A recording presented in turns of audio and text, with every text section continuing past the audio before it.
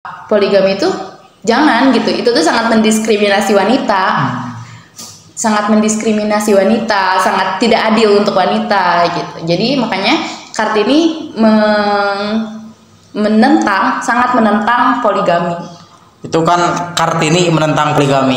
Untuk Teh Selvi sendiri menentang poligami tidak? Oh, enggak, sangat. Nah, alasannya apa itu untuk Teh Selvi?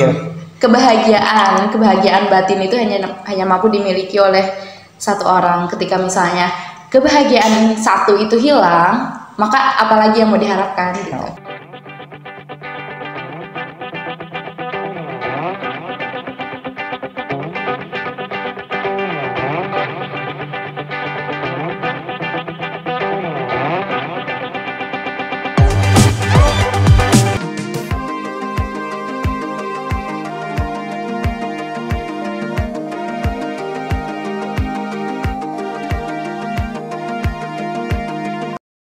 Assalamualaikum warahmatullahi wabarakatuh. Waalaikumsalam warahmatullahi wabarakatuh. Di sini Jajat dan ini Teh Selvi.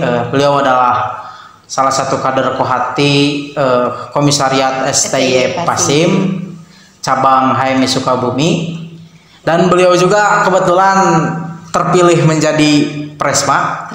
Alhamdulillah. Nah, ya kali ini saya ingin membahas karena saya mendatangkan kader Kohati yang menjadi Presma, jadi saya ingin membahas perempuan pilarnya negara. Gimana, setuju? Boleh. Nah, mungkin belum pada kenal gitu. Ya. Kenalan yang boleh silahkan perkenalkan. Oke, baik. Nama aku Sylvia Paujia. Alhamdulillah aku dapat amanah sebagai Presma STY Pasim periode tahun 2020-2021. Tentu saja itu bukan hal mudah untuk memimpin, apalagi sebagai seorang perempuan, yang dimana sekarang perempuan itu di budaya ataupun di stigma masyarakat itu sepertinya kurang dipercaya gitu untuk menjadi pemimpin. Tapi alhamdulillahnya masyarakat Pasim ternyata mempercayai saya sebagai Presma di Pasim. Masyarakat Pasim? Iya, masyarakat Pasim. Ya, sekarang saya masih semester 4. Semester 4. Untuk LK1 sendiri di mana itu? Waktu LK1 aku di STISIP karena Pasim itu baru komisariat persiapan, jadi belum bisa LK gitu. Oh, berarti pas kemarin belum ada konvercap gitu, belum bisa masuk, belum bisa mengirimkan suara gitu ya? Belum bisa, hanya menjadi peninjau. Ya. Nah, kan perempuan itu saya ingin mengutip sebuah hadis. Nah, perempuan itu adalah pilarnya sebuah negara. Jika perempuannya baik, maka negaranya pun baik. Dan ketika perempuannya tidak baik, maka negaranya pun tidak akan baik.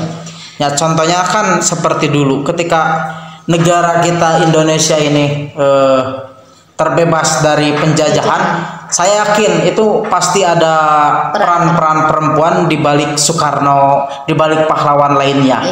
Nah, seperti apa sih peran perempuan dulu ketika menjadikan Soekarno bisa memproklamirkan Indonesia ya? Kita ngambil dari sejarah Kartini ya. Jadi pada waktu itu karena pendidikan untuk perempuan terbatas, maka Kartinilah yang memperjuangkan hak-hak pendidikan untuk wanita, sehingga wanita itu sendiri dalam masa itu mendapatkan pendidikan yang atas perjuangan Kartini gitu. Dan pada saat itu Kartini mendapatkan beasiswa, tapi dia rela menolak hanya karena dia ingin memperjuangkan hak-hak pendidikan wanita di Indonesia. Sungguh luar biasa sekali perjuangan Kartini. Maka itu pas ada beasiswa, itu beasiswa kemana? Beasiswa Kartini ke Belanda kalau nggak salah. Ke Belanda. Ya kalau nggak salah ya. Ya, tapi dia menolak. Iya, dia menolak karena dia ingin tetap di Indonesia, ingin memperjuangkan hak-hak pendidikan wanita Indonesia. Terus hasil dari perjuangan Kartini itu akhirnya apa saja yang telah dirasakan untuk perempuan saat ini? Oh, perempuan saat ini? Ya dari hasil perjuangan Kartini. Dari perjuangan Kartini yang terasa saat ini? Alhamdulillahnya sekarang Indonesia semuanya setara gitu, mendapatkan pendidikan, mau itu tidak memandang gender gitu. Tidak memandang gender, sehingga sekarang pendidikan jadi ditempuh oleh siapapun, mau itu laki-laki mau itu perempuan. Karena pada zaman dulu itu pendidikan untuk perempuan itu sangat terbatas, sehingga kenapa di atas panggung atau yang terkenal di zaman sejarah itu kebanyakan cowok, karena emang pendidikan untuk wanita itu sangat sempit pada zaman dulu, sehingga dengan oleh Kartini lah diperjuangkan hak-hak pendidikan perempuan. Kan sekarang udah terbuka luas lah untuk pendidikan perempuan, tetapi masih ada aja ada sebuah kata-kata gitu, setinggi apapun pendidikan perempuan dan akhirnya pasti ke dapur juga gitu. Itu tanggapan dari Teh Silvi sendiri bagaimana? Dapur sumur, dapur, kasur. Sebenarnya itu hanya stigma dan budaya di masyarakat bahwa perempuan itu sebenarnya emosional dan lemah lembut. Tapi sebenarnya perempuan juga bisa kok berpendidikan. Padahal perempuan juga kan sebagai madrasah pertama untuk anaknya. Mengapa perempuan tidak harus berpendidikan tinggi gitu? Padahal perempuan adalah nantinya akan menjadi pemimpin dalam keluarga. Nantinya akan sebagai manajer dalam keluarga yang mengatur rumah tangga gitu. Dan sehingga itu pun perlu sebuah ilmu. Perlu sebuah ilmu. Apakah memang tidak banyak sekarang yang berumah tangga tanpa pendidikan yang tinggi, tapi alangkah baiknya, alangkah membanggakannya anak kita nanti ketika memang perempuan ibu kita itu berpendidikan tinggi gitu. Ya itu kan menjadi sebuah kebanggaan untuk anaknya sendiri. Kebanggaan. Untuk menghilangkan stigma itu apa saja yang harus dirubah gitu? Untuk menghilangkan stigma ya kultural. Ya kita ubah budayanya lah. Sekarang kan ada gerakan feminisme. Ada gerakan feminisme di mana mereka memperjuangkan hak-hak wanita gitu. Sehingga mereka ingin menghapuskan budaya-budaya stigma-stigma yang menganggap bahwa wanita itu lemah dan emosional gitu. Padahal kita bisa lihat di sekarang Ketua DPR RI Puan Maharani. Itu perempuan gitu. Kita bisa lihat betapa hebatnya perempuan gitu. Dan sementara bahkan ada isu juga di balik presiden sekarang pun perempuan gitu. Betul, perempuan. Berarti sangat berpengaruh gitu. Sangat berpengaruh karena dalam hal perempuan tuh gibah ya, hobinya gibah. Artinya di sana kan juga ada lobby-melobi gitu. Artinya perempuan itu lebih bisa gitu, lebih lebih mampu gitu, buat melobi, buat ngerayu orang, maksudnya ya buat ngelobi lah. Tapi gitu. barusan kan lebih mampu gitu perempuan untuk melobi atau merayu. Tapi kenapa gitu? Banyak juga perempuan yang terayu gitu. Terayu. Perempuan seperti apa? Perempuan yang mungkin ruang lingkupnya atau misalnya pengetahuannya lingkungannya hanya seputar itu gitu. Padahal kan kita bisa memperluas lingkungan kita sehingga kita tidak mudah terayu gitu. Kembali lagi tadi ke Kartini gitu. Berarti Kartini ini membawa feminisme itu di dalam pendidikan saja atau ada yang lain? Enggak, feminisme itu ada tiga bagian feminis. Ada lupa aku, pokoknya ada yang memperjuangkan ekonomi politik, ada yang memperjuangkan pendidikan, ada yang memperjuangkan sosial. Nah, untuk Kartini sendiri maksudnya? Untuk Kartini sendiri itu lebih memperjuangkan pendidikan, karena pendidikan juga sangat penting. Pendidikan pada zaman itu sangat penting. Juga selain itu, Kartini juga sebetulnya sangat menentang poligami pada masanya. Berarti kalau menentang poligami itu termasuknya feminisme dalam apa? Feminis sosial.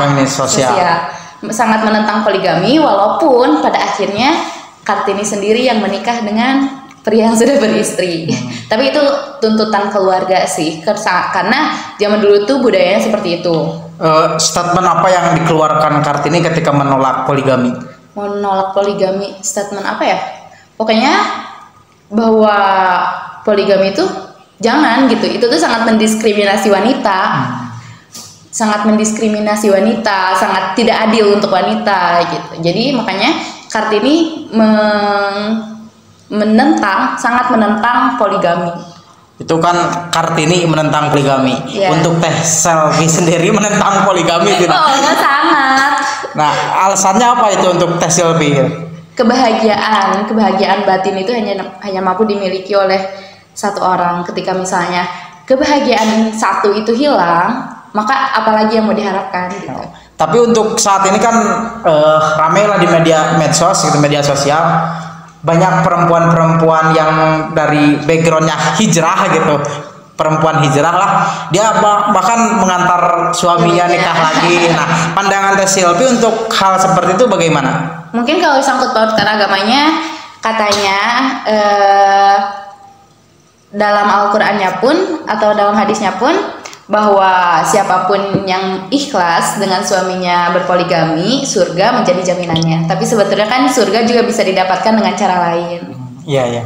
Berarti intinya dengan iming-iming surga, dengan iming-iming surga untuk bahagia, berarti Teh Selvi itu tidak setuju gitu di dalam poligami. Setuju sih, hanya cuma saja ada cara lain gitu. Surga bisa didapatkan dengan cara yang lain. Nah, untuk pandangan Teh Selvi kepada perempuan itu mungkin ada yang ingin disampaikan? Ya, mungkin mereka luar biasa.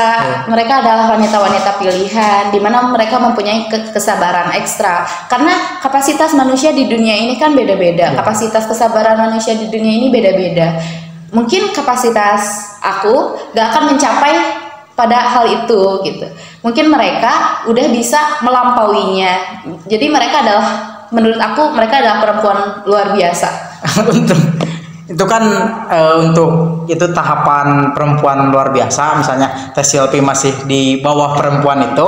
Tapi ketika Teh Selvi sudah setara dengan perempuan itu, apakah nanti akan ada perubahan mindset? Iya, pemikiran Teh Selvi untuk saya ikhlas nih di poligami ya. Enggak, orang lain tuh bukan saya dan saya bukan orang lain. Kenapa saya harus menjadi orang lain dan kenapa saya harus mencapai batas itu padahal saya nggak mampu gitu. Dan memang kan banyak hal-hal yang emang di luar kendali. Jadi untuk apa mengendalikan hal yang emang di luar kendali, nanti capek. Apakah itu tidak dipengaruhi, hal mengantarkan suami itu tidak dipengaruhi untuk sebuah konten di medsos, untuk sebuah ketenaran saja, atau tidak itu? Mungkin ada momennya, mungkin ada yang emang nggak sengaja gitu, ingin membuktikan, ingin memberi motivasi bahwa kepada wanita lain bahwa tidak seburuk itu loh poligami. Mungkin, tapi ya enggak sih, aku enggak. teruskan enggak. Ya enggak sih untuk mencapai poligami ya, karena gini, ketika kamu dalam istilah apa sih? Ketika kamu mencintai dua orang dalam waktu yang bersamaan, maka pilihlah yang kedua. Karena jika kamu benar-benar mencintai yang pertama, kamu tidak akan menemukan yang kedua. Oh, berarti Teh Selvi lebih baik mencari yang kedua? Enggak juga. Yang pertama satu-satunya itu cinta sejati. Mungkin. Udah balik lagi tadi, perempuan sebagai pilar negara. Sekarang ya apa saja sih yang harus dilakukan perempuan untuk menjadi pilar negara itu? Sekarang kita lihat di parlemen, perempuan dibatasi kursinya, hanya dikasih 30%. Padahal pada kenyataannya kekuatan perempuan itu bisa lebih dari itu. Apakah dengan sekarang 70% laki-laki dan 30% perempuan, apakah Indonesia ini benar-benar sejahtera? Belum tentu. Laki-laki bisa menjamin bahwa dengan dominan laki-laki itu bisa mensejahterakan Indonesia misalnya. Tapi kita juga belum memberikan kesempatan kepada wanita, sehingga minimal 50-50 deh di parlemen, 50-50. Kita lihat apa yang terjadi. Aku yakin perempuan itu adalah sosok yang emang lemah lembut, emang emosional, tapi juga konsisten, tegas, karena tegas perempuan itu sebetulnya lebih menakutkan daripada laki-laki. Untuk saat ini ada nggak yang memperjuangkan untuk 50% di parlemen? Tokoh siapa? Oh, tokohnya belum tahu sih, tapi aku sering melihat gerakan perempuan yang emang feminis liberal namanya. Feminis liberal itu memperjuangkan hak politik dan ekonomi. Berarti yang mewadahi perempuan-perempuan itu adalah Feminis liberal. Itu adalah sebuah organisasi atau enggak? Apa sih? Apa sih namanya? Bukan organisasi, tapi kan ada 3 pilihan. Feminis yang mendukung apa tadi? Sosial, mendukung pendidikan, mendukung ekonomi dan politik. Jadi ada tiga gerakan. Ya, untuk yang mewadahi 3 gerakan itu ada gak organisasinya? Kayaknya belum deh. Belum ada. Tapi nggak tahu. Yang misalnya di organisasi itu emang semuanya perempuan gitu, dari ketuanya. Belum. Kita sih gerakannya gerakan moral. Gerakan moral. Berarti jadi tidak bukan organisasi. Iya. Iya, kita gerakan moral, tidak terorganisasi, tapi pemerintah memberikan regulasinya itu sistematik, memberikan regulasi yang apa sih? Mendiskriminasi itu sistematik gitu. Lalu apa nanti perubahannya akan signifikan gitu ketika perempuan 50% di parlemen dan sekarang yang 30-70%? Prediksi Teh Sylvie gitu. Sekarang perempuan hanya menduduki 30% dan apakah akan lebih baik ketika 50%? Ya. Saya yakin akan lebih baik. Dengan wacana apa yang dibawa sehingga berani mengatakan bisa lebih baik? Karena perempuan itu apa ya? Ya, saya yakin perempuan bisa. Sekarang aja misalnya di ruang lingkup kampus, saya yakin saya bisa memanage orang dan perempuan pun begitu. Buktinya dalam ruang lingkup rumah tangga deh, perempuan bisa memanage untuk kebutuhan rumah tangga, untuk makan keluarga. Mengapa di ranah negara tidak begitu? Ketika lebih banyak perempuan atau bahkan mungkin pemimpin juga lebih baik perempuan. Karena kita sekarang bisa lihat dalam rumah tangga betapa hebatnya perempuan memanage uang, belanja, memanage kebutuhan keluarga itu tanpa mereka belajar sebelumnya. Seandainya perempuan memang sudah 50% di parlemen ataupun lainnya gitu, perempuan sudah menguasai, apakah ada kesempatan itu, apakah bisa lebih mudah untuk dikendalikan laki-laki atau gimana itu perempuan itu? Perempuan kenapa sih, ada apa sih dengan perempuan gitu? Perempuan itu setara. Sekarang laki-laki dan perempuan itu setara, berjuang bareng-bareng, ya berjuang bareng-bareng gitu untuk mensejahterakan. Maksudnya takutnya kan kalau perempuan gitu lebih mudah disetirnya gitu. Perempuan lebih mudah disetir. Iya. Kembali lagi di belakang presiden sekarang yang cowok ada perempuan. Berarti siapa yang disetir ya? Iya. Untuk ke situ memang saya mengakui gitu. Perempuan bisa menyetir. Bahkan perempuan bisa menyetir juga keluarga. Ya bisa diakui itu. Jadi kesempatan untuk disetirnya berapa persen itu nantinya? Perempuan, saya rasa apa 0% gitu? Pernah ngedenger gak sih bahwa hanya perempuan yang bisa menghancurkan dunia?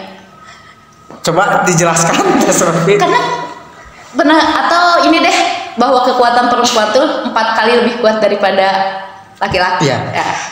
Disitulah kita bisa lihat dari peribahasa itu bahwa memang perempuan itu bisa mengendalikan sesuatu. Sekarang mungkin di budaya kita itu banyak yang mengatakan bahwa laki-laki itu jahat, laki-laki itu selalu menyakiti. Jadi untuk saya sendiri termasuk laki-laki jahat tidak? Gimana ya? Teruskan. Itu hanya intermezzo itu. Apa sih? Bahwa sekarang laki-laki itu jahat. Padahal sebenarnya di balik konsep laki-laki yang jahat itu, wanita itu bisa lebih ganas. Lebih jahat. Bisa lebih jahat. Gitu. Bahkan kekuatan wanita kan 4 kali lebih kuat daripada laki-laki. Kenapa itu bisa seperti itu? Kenapa bisa seperti itu? Karena apa yang membedakan kita itu manusia gitu, sama manusia. Hanya saja ketika mungkin dalam hal percintaan, silakan. Ketika laki-laki mendominasi 90% emosional atau logika dan hanya 10% menggunakan hati katanya. Dan menurut aku wanita itu 50-50 gitu, 50% logika, 50% hati gitu. Sehingga dia tahu di mana dia akan menempatkan hatinya, di mana dia akan menempatkan logikanya. Nggak ada yang dominan gitu. Jadi itulah yang menyeimbangkannya, membuat kekuatan. Seperti itu. Oke. Teruskan Teh Silpi. Lagi ya? Aduh, jadi bingung mau bertanya apa lagi nih. Ya, jadi perempuan ada mulailah hilangkan stigma bahwa perempuan itu nggak bisa. Mulailah hilangkan budaya di masyarakat untuk mendiskriminasi perempuan, karena kita ini sama manusia gitu. Jangan ada perbedaan gender. Walaupun dalam Al-Quran juga ada bahwa semua makhluk yang ada di bumi ini adalah khalifah. Ya. Tapi berarti termasuk perempuan gitu. Iya, termasuk perempuan. Tapi bukan berarti juga aku mau gitu diimamin sama perempuan lagi, enggak. Tetap aja seorang imam tuh harus laki-laki. Jadi untuk yang membawa pergerakan feminisme ke Indonesia tahun berapa dan siapa? Oh, aku belum baca ke situ. Oh, belum baca ke situ. Belum baca ke situ. Ya, kalau misalkan untuk yang di Islamnya pergerakan feminisme itu siapa tokohnya? Apa sudah tahu? Belum. Juga belum baca banyak. Ya, gitu. Itu kan yang terkenal itu Kartini di bidang pendidikan. Ada lagi nggak selain Kartini gitu? Oh iya, kemarin aku ada lihat aktivis lingkungan di mana ya? Aduh, lupa. Ya, di situlah mungkin. Dia anak 14 tahun yang menggerakkan seluruh bukan hanya wanita tapi juga seluruh masyarakat untuk merubah lingkungan gitu. Apalagi sekarang kan ada climate change atau perubahan iklim gitu. Sekarang kan sangat krisis iklim. Apa sih ada namanya global warming, di mana dunia semakin panas. Nah, itu ada gadis yang 14 tahun, dia berani menyuarakan, dia berani membawa masyarakat untuk mengambil apa sih? Untuk sebagai aktivis lingkungan gitu, bahwa dia berteriak untuk menanam lebih banyak gitu, untuk menyadarkan masyarakat untuk semakin banyak menanam daripada konsumtif gitu. Ya, mudah-mudahan lah dengan Teh Silpi seorang kohati yang menjadi presma di STIY Pasim, dan itu menjadi salah satu pergerakan feminisme di lingkungan Pasim sendiri. Jadi menyetarakan di dalam hal kepemimpinan atau menyetarakan di dalam hal pendidikan, khususnya di STIY Pasim dan di Kohati HMI cabang Sukabumi, dan umumnya di kehidupan Teh Silpi bermasyarakat gitu. Terima kasih Teh Silpi karena sudah menyempatkan datang ke podcast saya gitu. Di podcast ini namanya itu ngopmi gitu, ngobrol perkara HMI gitu. Entah itu kohatinya, entah itu yang memang gitu di dalamnya itu pergerakan-pergerakan kohati, pergerakan-pergerakan HMI gitu. Ya, sekali lagi saya ucapkan terima kasih. Sukses selalu, Kanda. Itu silakan apa namanya? Jangan lupa gitu. Jangan lupa like, comment, terus subscribe and share ya. Promosi juga dong. Boleh. Jangan lupa follow Instagram Silvia Pawijia. Ya, nanti ada di sini. Mantap. Namanya ya. Ya. Terima kasih ya, karena sekarang lagi banyak virus corona gitu, jadi ini salamannya juga ya. Saya tutup saja. Stay safe teman-teman, jaga kesehatannya, waspada selalu. Saya tutup saja. Wabillahi taufiq wal hidayah. Wassalamualaikum warahmatullahi wabarakatuh. Waalaikumsalam.